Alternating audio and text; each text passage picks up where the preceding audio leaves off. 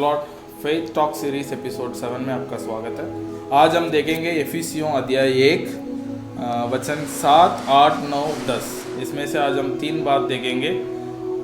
उसके लहू के द्वारा हमें छुटकारा मिली है। परमेश्वर ने हमारे ऊपर उसके अनुग्रह को बहुतायत से किया है। उसके बाद हम देखेंगे परमेश्वर ने अपनी इच्छा का रहस्य को हमें बताया। ये 3 बातों को ये 4 वर्ष के द्वारा आज हम अध्ययन करेंगे। पहले बात है you are redeemed through his blood. उसके लहू के द्वारा आपने और आप और हमें छुटकारा मिली है। परमेश्वर ने हमें उसके लहू के द्वारा छुटकारा किया है। हम पढ़ेंगे एफिसियों अध्याय 1 का 7। In him we have redemption.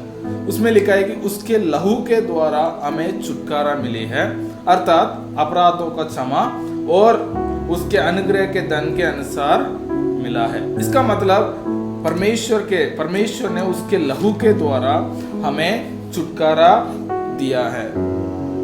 We are redeemed through his blood.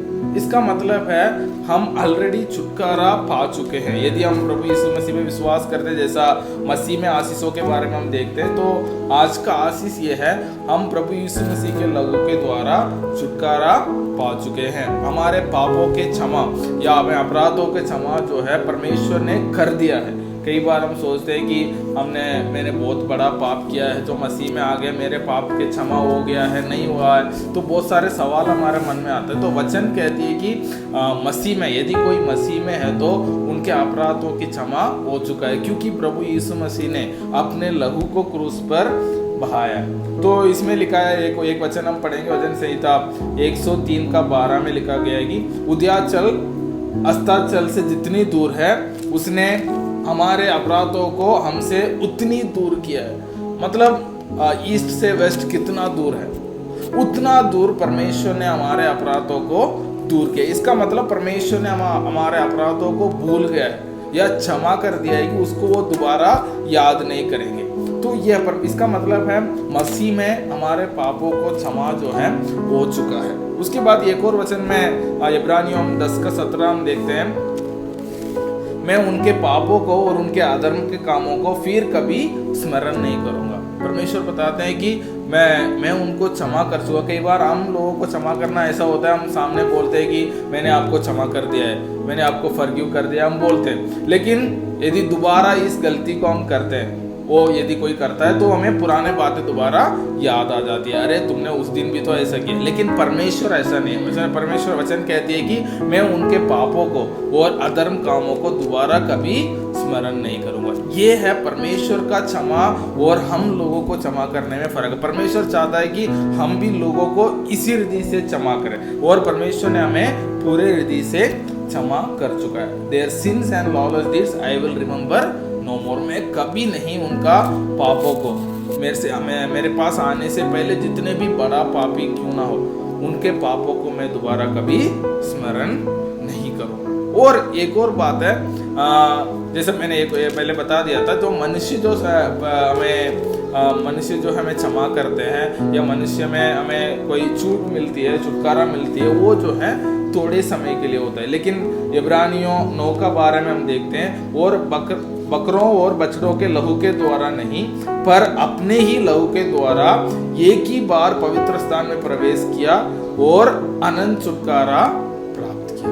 तो हमारा छुटकारा जो है अनंत काल के लिए है ना। यदि हम मसीह में हैं तो हम छुटकारा पा चुके हैं। वो 1-2 दिन के लिए नहीं या 1-2 साल के लिए नहीं, वो अनंत काल के लिए। कई लोग विश्वास करते हैं या एक बार छुटकारा पा चुका है, यदि दोबारा कोई गलतियां हो जाती है उनके जीवन में, वो सोचते हैं कि ये तो दोबारा पाप में फंस गया। नहीं, ऐसा नहीं। यदि कोई मसीह में है तो उसका पूरे हृदय से छुटकारा वो पा चुका है। वो दोबारा पाप में दोबारा वो उसमें बंदी में या उस स्लेवरी में वो दोबारा नहीं जाएगा। यही इसमें किया गया, क्योंकि प्रभु यीशु मसीह एक ही बार मरने के द्वारा हमें अनंत काल के लिए छुटकारा कर दिया। वचन में लिखा है एक ही बार। पहला पत्रस 3 का 18 में हम देखते हैं, Christ also suffered once for sins. मसीह ने क्या किया, एक ही बार हमारे अधर्मों के लिए उन्होंने दुख उठाया, ताकि हमें परमेश्वर के पास पहुंचाए। मैं पहले से इफिसियों पहला अध्याय से यही कह रहा हूँ, परमेश्वर प्रभु यीशु मसीह इस दुनिया में इसलिए आया ताकि हमारे और परमेश्वर का बीच में जो पाप था, जो हमें परमेश्वर से बातचीत करना नहीं देता था, परमेश्वर के साथ रिश्ता रखने के लिए हमें रोकता था, उस पाप से परमेश्वर ने हमें छुटकारा दे दिया। अभी हमारे बीच में जो पर्दा थी परमेश्वर के पास पहुंचने की, वो जो रुकावट बन के जो पाप हमारे बीच में थी, उस पाप को प्रभु यीशु मसीह के लहू के द्वारा हमें छुटकारा मिल चुका है। अभी जो है हम परमेश्वर के पास पहुंच सकते हैं। तो प्रभु यीशु मसीह इस दुनिया में आके अपने खून को बहाने का एक ही कारण ये है, जो हम परमेश्वर के साथ जैसा पहले आदम बात करता था वैसे ही रिश्ता में दोबारा पहुंचने के लिए। तो यीशु मसीह इसलिए मैंने कहा था एक ही बार प्रभु यीशु मसीह मरना जो है हमारे कल के पाप आज जो हम कर रहे हैं और कोई जो यीशु मसीह को ग्रहण नहीं किया उनके सबके पापों के लिए प्रभु यीशु मसीह एक ही बार मरा और हम छुटकारा, यदि कोई मसीह में है तो हम छुटकारा पा चुके हैं। उसके बाद जैसे मैंने बता दिया था, हमारे और परमेश्वर के बीच में जो पाप था उसको प्रभु यीशु मसीह ने अलग कर दिया, दूर कर दिया। कहाँ दूर कर दिया? जैसा मैंने बोला था ईस्ट और वेस्ट के, है ना, बीच में कितना दूर है उतना दूर कर दिया ताकि वो दोबारा कोई भी हमारे बीच में उस पाप को लेके आना चाहे वो नहीं आ सकता, क्योंकि हम रोज परमेश्वर के साथ रिश्ता में आगे बढ़ सकते। दूसरी बात यह है, परमेश्वर ने उसके ज्ञान और समझ सहित उसके अनुग्रह को हम पर बहुत साइज से किया। वचन इफिसियों 1:8 में से लिखा है, जिससे उसने सारे ज्ञान और समझ सहित हम पर बहुत साइज से किया। किस चीज को? अनुग्रह। God has lavished upon us His grace with all wisdom and understanding। उसके अनुग्रह जो है बहुत साइज से हम पर किया। दूसरा कुरिन्थियों 12:9 में पढ़ते हैं, मेरा अनुग्रह तेरे लिए बहुत है क्योंकि मेरी सामर्थ निर्बलता में सिद्ध होती है। तो पौलुस से प्रभु यीशु मसीह जब बात है, मेरा अनुग्रह तेरे लिए बहुत है, काफी है, मतलब काफी अनुग्रह परमेश्वर ने हमारे ऊपर किया, वो भी ज्ञान और समझ सहित हमारे ऊपर परमेश्वर ने किया है। 1:8 में हम एक और पढ़ते हैं। तो इस अनुग्रह को हमारे जीवन में प्राप्त करने के लिए, हमारे जीवन में परमेश्वर का अनुग्रह बहुत साइज से पाने के लिए हमें क्या करना चाहिए? वो वचन में लिखा है, पहला पतरस 5:5 हम यदि हम पढ़ते हैं, परमेश्वर अभिमानियों को विरोध करता है और नम्र पर अनुग्रह करता है। यदि कोई नम्र है परमेश्वर के प्रति, परमेश्वर के प्रेम प्रति या परमेश्वर के अनुग्रह प्रति नम्र से परमेश्वर के पास जाते हैं, वचन कहती है कि वो नम्र पर अनुग्रह करता है, अभिमानियों को विरोध करता है और नम्र पर वो अनुग्रह करता है। तो परमेश्वर के उस अनुग्रह को जो बोथाई से मसीह में हम पर किया है, उस अनुग्रह को प्राप्त करने के लिए हमें नम्र होना जरूरी है। दूसरी बात, परमेश्वर ने उसके ज्ञान और समझ रहे थे। वो ज्ञान क्या है उसको हमें जानना जरूरी है। हम बाइबल में देखते हैं सबसे बुद्धिमान व्यक्ति तो सुलेमान था। तो सुलेमान की बुद्धि क्या कहती है हम देखते हैं, यदि सबोपदेशक 1:18 हम पढ़ते हैं, क्योंकि बहुत बुद्धि के साथ बहुत खेद भी होता है और जो अपना ज्ञान बढ़ाता है वह अपना दुख भी बढ़ाता है। ये कहता है कि जो अपने ज्ञान को बढ़ाता है उसके साथ दुख भी बढ़ाता है। ये है बहुत इस दुनिया के सबसे बड़ा बुद्धिमान व्यक्ति सुलेमान ये कहता है कि ज्ञान के साथ क्या आता है, दुख भी बढ़ जाता है। लेकिन मसीह के द्वारा जो और ज्ञान और समझ हमें मिलती है उसमें दुख नहीं है, उसमें आनंद है। तो वचन में लिखा, याकूब 1:5 में लिखा, पर यदि तुम में से कोई बुद्धि की गड्डी है तो परमेश्वर से मांगे जो बिना उलाहता दिया सबको उदारता से देता। मतलब कोई मिस्टेक्स नहीं ढूंढता है, अच्छा तुमने ये नहीं किया तो तुम्हें बुद्धि नहीं मिलेगी, ऐसा नहीं। यदि कोई परमेश्वर से मांगता है वो क्या है, कुछ गलती नहीं निकालते हुए उदारता से वो हमें देता है। तो मसीह के बुद्धि में क्या है, ना कोई हानि है ना कोई क्या है खेद है। यदि ना कोई जैसा सुलेमान कहता है वैसे हमें दुख नहीं होता है। मसीह के ज्ञान यदि हमें मिलती तो हमें और उसके साथ आनंद मिलती। तो दूसरी बात यह है, परमेश्वर ने हमारे ऊपर उसके अनुग्रह किस सहित दिया था? ज्ञान और समझ सहित हम पर बहुत सा इससे दिया है। तो उसका अनुग्रह हमारे लिए मतलब कभी कम नहीं पड़ेगा, उसका अनुग्रह हमारे लिए हमेशा काफी रहता है। उसके बाद तीसरी बात, यदि हम एफिसियों का 1:9 और 10 पढ़ते हैं, उसमें ऐसा लिखा है, क्योंकि उसने अपनी इच्छा का भेद उस भले अभिप्राय के अनुसार हमें बताया। परमेश्वर ने क्या किया? उसका इच्छा का भेद है ना, उसको हमें बताया। परमेश्वर ने हमें जैसा पुराना नियम के लोग में परमेश्वर का इच्छा को वो लोग नहीं जानते थे, विशेष कर कलीसिया का प्रति जो परमेश्वर का इच्छा था उसको वो नहीं जानते थे, उनसे वो छुपा गया हुआ था। लेकिन परमेश्वर ने क्या किया? जैसे उसने अपने आप ठान लिया था कि समय के पूरे होने का ऐसा प्रबंध हो कि जो कुछ स्वर्ग में है और जो कुछ पृथ्वी पर है सब कुछ वे मसीह में एकत्रित हो, मतलब एक हो। तो मतलब इसका मतलब परमेश्वर ने एक बहुत बड़ा रहस्य को हमारा सामने दिखाया है, वो है कलीसिया के लिए परमेश्वर ने उसकी इच्छा का क्या किया? हमारा सामने दर्शाया। क्या है? मसीह राज कर रहे हैं। किस चीज को? स्वर्ग में जो भी है, उसके बाद इस पृथ्वी में जितने भी है, इस सब के ऊपर कौन राज कर रहा है? मसीह राज कर रहा है।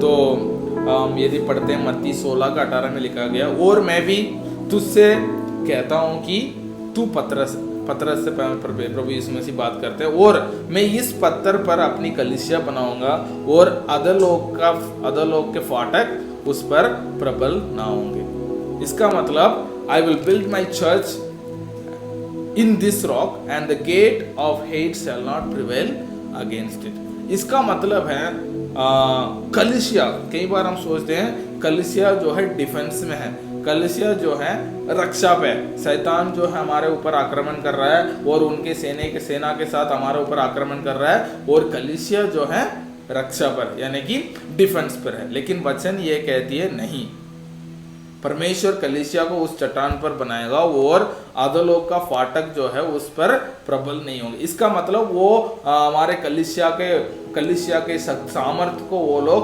रोक नहीं पाएंगे। इसका मतलब रोकता कौन है? जो मार खा रहा है वो ही रोकता है। हम क्या करते हैं? अटैक कर रहे हैं। कलीसिया जो है राज कर रही है, कलीसिया जो है मसीह में आगे बढ़ रही है, और अधोलोक के फाटक जो उसको रोकने के लिए कोशिश कर रहे हैं। शैतान अपने युक्ति के साथ कलीसिया को रोकने के लिए कोशिश में लगा हुआ है, लेकिन उसमें प्रबल नहीं हुआ। इसलिए हम विश्वासी लोग एक चीज को जानना जरूरी है, हम क्या है? ऑफेंसिव अटैकिंग साइड में है। हमारा कलीसिया जो है इस पृथ्वी पर परमेश्वर के राज्य को लाने के उस प्रक्रिया में हम लगे हुए हैं, और मसीह ने हमें वायदा किया है कि अधोलोक का फाटक उसमें प्रबल नहीं होंगे। उसके बाद वचन हमें यह बताते हैं कि हम क्या कर रहे हैं? हम J1 से भी बढ़कर, यदि रोमियो 8:37 हम पढ़ते हैं, परंतु इन सब बातों में हम उसके द्वारा जिसने हमसे प्रेम किया है J1 से भी बढ़कर है। इसका मतलब वचन कहती है कि हम हारने वालों में से नहीं है, हम J1 से भी बढ़कर है, जय पाने वाले से भी हम बढ़कर है, क्योंकि हम मसीह में है। मसीह के राज्य स्वर्ग और पृथ्वी में चल रहा है। परमेश्वर प्रभु यीशु मसीह स्वर्ग में है, स्वर्ग में रहते हुए स्वर्ग और पृथ्वी में वो राज कर रहे हैं, उनके आत्मा में वास करता है। तो इसका मतलब कलीसिया जो है इस पृथ्वी पर अभी राज कर रही है। तो इसे हमें जानना जरूरी है। इसलिए वचन कहती है कि हम J1 से भी बढ़कर। तो परमेश्वर के वायदाओं को हमें विश्वास करना जरूरी है। हम हारने के लिए मसीह में नहीं है, लेकिन मसीह में J1 होने के लिए हम बुलाए गए। दूसरी बात, हम जो है जीतने के लिए हमें जीतना है। कलीसिया को इस पृथ्वी के हर परिस्थिति को सामना करना है और जीतना। यदि हम यूहन्ना 16:33 पढ़ते हैं, मैंने ये बात तुमसे इसलिए कही है कि तुम्हें मुझ में शांति मिले। संसार में तुम्हें कलेश होता है, परंतु ढाढ़स बांधो, मैंने संसार को जीत लिया है। इसका मतलब प्रभु यीशु मसीह कहते हैं कि मैंने संसार को जीत लिया है, तुम्हें भी इस संसार में विजय पाना है। कई सारे वचन हैं, हमें विजय पाना है करके बहुत सारे वचन हैं, लेकिन हमें मसीह का इस वचन में विश्वास करना जरूरी है। मसीह ने संसार में विजय पाया है, हमें भी विजयी पाना है। पहले बात मैंने बताई थी, हम जीवन से भी बढ़कर है। दूसरी बात है, हम जीतने के लिए बुलाए गए हैं। यदि हम रोमियो 5:17 में देखते हैं, उसमें लिखा गया है कि हम राज कर रहे हैं, क्योंकि जब एक मनुष्य के अपराध के कारण मृत्यु ने उस एक ही के द्वारा राज्य किया, तो जो लोग अनुग्रह के धर्म रूपी वरदान बहुतायत से पाते हैं, वे एक मनुष्य अर्थात यीशु मसीह के द्वारा अवश्य ही अनंत जीवन में राज करेंगे। तो इसका मतलब यदि एक मनुष्य के द्वारा पाप इस पृथ्वी पर आया, हमारे राज्य को हमसे छीन लिया, तो उसी एक मनुष्य के आज्ञाकारिता के द्वारा, वही प्रभु यीशु मसीह के द्वारा हमें अवश्य ही अनंत जीवन में हम राज कर रहे हैं। मैंने बोला था पिछले दिनों में, मैंने बात किया था अनंत जीवन क्या है। पिता और प्रभु यीशु मसीह को जानना अनंत जीवन है। तो हम किस लिए बुलाए गए हैं? अनंत जीवन में राज करने के लिए। तो कलीसिया जो है प्रभु यीशु मसीह के साथ राज कर रहे हैं, और हर विश्वासी प्रभु यीशु मसीह के साथ राज करने के लिए बुलाए गए हैं। यही रोमियो 5:17 बताती है। एक मनुष्य का मृत्यु के द्वारा, है ना, वो आत्मिक मृत्यु, आदम का मृत्यु के द्वारा हम क्या किए? पाप या मृत्यु हम पर राज किया है। वैसे ही एक मनुष्य के द्वारा अर्थात यीशु मसीह के द्वारा अनंत जीवन में हम राज करेंगे। इस बातों को हमें विश्वास करना जरूरी है। कलीसिया हम जीवन से बढ़कर है, हम जीतने के लिए बुलाए गए हैं, और हम अनंत जीवन में राज कर रहे हैं। प्रभु यीशु मसीह के साथ हम राज कर रहे हैं, और इस कलीसिया में वो आदम ने जो खोया है उसको वापस लेने का जिम्मेदारी हमारा है। और वचन कहती है कि सृष्टि, सारे सृष्टि मनुष्य को पुत्र का प्रकट होने के लिए वो इंतजार कर रही है। तो ये बात हमें विश्वास करना जरूरी है। और मेरे को एक बहुत छोटे बच्चे को गाना बहुत पसंद आता है ना, यीशु ही है विजेता विजेता, शैतान ही है हारा हुआ, और मैं विजय का साइड में हूँ। I am on the winner side, I am on the winning side. जो वो गाना बच्चे हम गाते हैं, लेकिन हमारे जीवन में उसको विश्वास करना जो है बहुत कठिन हो जाता है। कई बार हम सोचते हैं कि क्या हम विनिंग साइड में है, विजेता, हम विजेता है प्रभु यीशु मसीह के साथ, उसमें विश्वास करने में हमें बहुत कमजोर हो जाते हैं। तो हमें वचन ये कहती है कि हम जीवन से बढ़कर है, हम जीतने के लिए बुलाए गए हैं, हम राज्य करने के लिए, मसीह के साथ राज्य करने के लिए बुलाए गए हैं। तो आज मैंने 3 बात बताई है। पहली बात है, हम मसीह में प्रभु यीशु मसीह के लहू के द्वारा हमने छुटकारा पाया है, और परमेश्वर ने उसके ज्ञान और समझ सहित अनुग्रह हम पर बहुतायत से किया है। तीसरी बात, परमेश्वर ने कलीसिया को इस रहस्य को बताया कि कलीसिया जो है राज कर रही है। प्रभु यीशु मसीह में कलीसिया राज करने के लिए बुलाया गया। कलीसिया जीवन से भी बढ़कर है, कलीसिया जीतने के लिए बुलाए गए हैं। तो परमेश्वर हमें भी मदद करें ताकि हम उस बहुतायत से अनुग्रह को नम्र होकर हमारे जीवन में ग्रहण कर सके, और परमेश्वर के छुटकारा को पूरा रीति से हमारे जीवन में एक्सपीरियंस कर सके, और हम उस रहस्य को, जो रहस्य परमेश्वर ने उसको बताया, उसको हमारे जीवन में आजमा सके, ताकि हम राज करें मसीह यीशु मसीह के सदा। हम प्रार्थना। पिता परमेश्वर, हम आपको धन्यवाद देते हैं, आपके अनुग्रह के लिए धन्यवाद। पिता परमेश्वर, आपने हमें आपके लहू के द्वारा हमें छुटकारा दिए, इसलिए धन्यवाद। पिता परमेश्वर, आपके अनुग्रह को हमारे जीवन पे आपने बहुत सारे से किया, इसलिए धन्यवाद। और पिता परमेश्वर, जो अनुग्रह हमारे ऊपर किया है प्रभु जी, उसको नम्र होकर पिता परमेश्वर उस अनुग्रह को हमारे जीवन में अनुभव करने के लिए आप हमें अनुग्रह करना। हम प्रार्थना करते हैं प्रभु जी, रहस्य आज आपने हमें बताया, कलीसिया को पिता परमेश्वर ने आपने दर्शाया। कलीसिया जो है जीवन से भी बढ़कर है, कलीसिया पिता परमेश्वर जीत रही है पिता परमेश्वर, और कलीसिया पिता परमेश्वर, कलीसिया हमें जयवंत होने के लिए कलीसिया को आपने बुलाया। पिता परमेश्वर, इस वचनों को याद करने के लिए, स्मरण करते हुए हमारे जीवन में आगे बढ़ने के लिए पिता परमेश्वर अनुग्रह करना। सारे आदर महिमा आपके देते हुए प्रार्थना मांगते हैं यीशु मसीह के नाम से।